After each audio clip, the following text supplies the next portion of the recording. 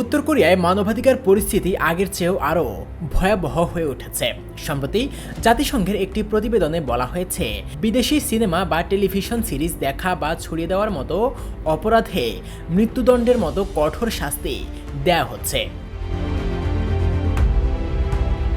রিপোর্টে বলা হয়, কিম জং উনের শাসনের দশকের মধ্যেই দেশটির নাগরিকদের জীবন প্রায় সম্পূর্ণ নিয়ন্ত্রণের মধ্যে চলে এসেছে।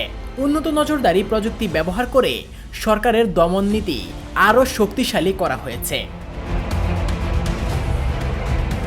2020 সালের পর এই শাস্তির ঘটনা বেড়ে গেছে এবং অনেক সময় জনসম্মুখে কার্যকর করা হয়, যাতে সাধারণ মানুষ আতঙ্কিত হয় এবং কেউ আইন লঙ্ঘনের সাহস না পায়। 23 বছরের এক নাগরিককেও দক্ষিণ কোরিয়ার কন্টেন্ট রাখার অভিযোগে মৃত্যুদণ্ড দেওয়া হয়েছে। জাতিসংঘের প্রতিবেদনে বলা হয়েছে, সম্প্রতি দেশটি তার নাগরিকদের স্বাধীনতা প্রায় সম্পূর্ণরূপে কেড়ে নিয়েছে। সামাজিক, অর্থনৈতিক বা রাজনৈতিক সিদ্ধান্ত নেওয়ার ক্ষমতা নেই, ফলে সাধারণ মানুষ ক্রমাগত আতঙ্কে জীবনযাপন করছে।